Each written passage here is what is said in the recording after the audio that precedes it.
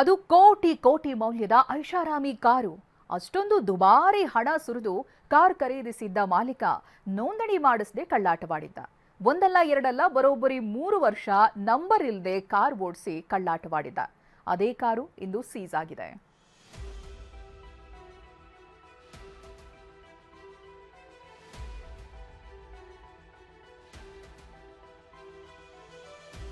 ಮೂರು ಕೋಟಿಯ ಐಷಾರಾಮಿ ಕಾರು ಖರೀದಿ, ತೆರಿಗೆ ಕಳ್ಳಾಟ.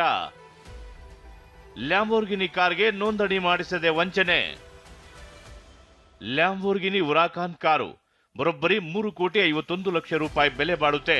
ಪಟ್ನಂ ಚಿರು ಹರ್ಷ ಎಂಬಾತ 2022ರಲ್ಲಿ ಈ ಕಾರು ಖರೀದಿಸಿದ್ದು ಹರ್ಷ ಇನ್ಸ್ಟ್ರಾ ಕನ್ಸ್ಟ್ರಕ್ಷನ್ ಪ್ರೈವೇಟ್ ಲಿಮಿಟೆಡ್ ಅನ್ನೋ ಕಂಪನಿ ಹೆಸರಿಗೆ ರಿಜಿಸ್ಟ್ರೇಷನ್ ಆಗಿದೆ. ತೆಲಂಗಾಣದಲ್ಲೇ ಕಾರ್ನ ನೋಂದಣಿ ಮಾಡಿಸುತ್ತೇವೆ ಅಂತ ಹೇಳಿದ್ದ ಮಾಲೀಕ ಎಲೆಕ್ಟ್ರಾನಿಕ್ ಸಿಟಿ ಆರ್ಟಿಒದಲ್ಲಿ ತಾತ್ಕಾಲಿಕವಾಗಿ ನೋಂದಣಿ ಮಾಡಿಸಿದ್ದ. ಆದರೆ 3 ವರ್ಷವಾದರೂ ಪರ್ಮನೆಂಟ್ ರಿಜಿಸ್ಟ್ರೇಷನ್ ಮಾಡಿಸಿಕೊಂಡಿಲ್ಲ. ಇದರ ನಡುವೆ ಇದೇ ಕಾರನ್ನ H1 ಕಾರ್ ಕೇರ್ ಕಂಪನಿಗೆ ಚಿರು ಮಾರಾಟ ಮಾಡಿದ್ದ. 3 ವರ್ಷ ಓಡಾಟ, ಹೊಸ ಕಾರ್ ರೀತಿ ನಕಲಿ ದಾಖಲೆ. ಇನ್ನು ಚಿರು ಅವರಿಂದ ಕಾರು ಖರೀದಿಸಿದ್ದ H1 ಕಾರ್ ಕೇರ್ ಕೂಡ ಮೋಸದಾಟ ಮಾಡಿದೆ. ಈ ಕಾರ್ನ ಮೊದಲ ಮಾಲೀಕ ನಾನೇ ಅನ್ನೋ ದುರುದ್ದೇಶದಿಂದ ಹೊಸ ಕಾರು ಎಂಬಂತೆ ನಕಲಿ ದಾಖಲೆ ಸೃಷ್ಟಿಸಿದೆ. 2025ರಲ್ಲಿ ಈ ಲ್ಯಾಂಬೋರ್ಗಿನಿ ಕಾರು ಖರೀದಿ ಮಾಡಿರುವ ಹಾಗೆ ತೋರಿಸಿ ಸತತ 3 ವರ್ಷಗಳ ದಂಡವನ್ನೂ ಪಾವತಿಸದೆ ಕಸ್ತೂರಿ ನಗರ ಆರ್ಟಿಒದಲ್ಲಿ ಹೊಸದಾಗಿ ನೋಂದಣಿ ಮಾಡಿಸಿದ್ದಾರೆ. ಈ ಮೋಸದಾಟ ಗೊತ್ತಾಗ್ತಿದ್ದಂತೆ ಇಂದು ಕಾರ್ ಸೀಸ್ ಮಾಡಲಾಗಿದೆ.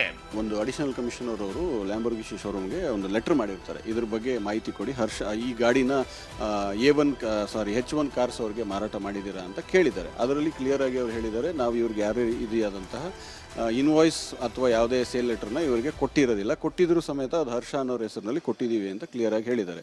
ಬಟ್ ಹರ್ಷ ಅನ್ನೋರು ಈ ಗಾಡಿ ಅವ್ರ ಹೆಸರಿನಲ್ಲಿ ರಿಜಿಸ್ಟರ್ ಆಗಿಲ್ಲ, ನೇರವಾಗಿ H1 ಕಾರ್ಸ್ ಅವ್ರ ಹೆಸರಿನಲ್ಲಿ ರಿಜಿಸ್ಟರ್ ಆಗಿದೆ. ಕಾರ್ ಸೀಸ್ ವೇಳೆ ಹೈಡ್ರಾಮಾ, ಕೋಟಿ ಕೋಟಿ ಕಾರು ಟೋಯಿಂಗ್.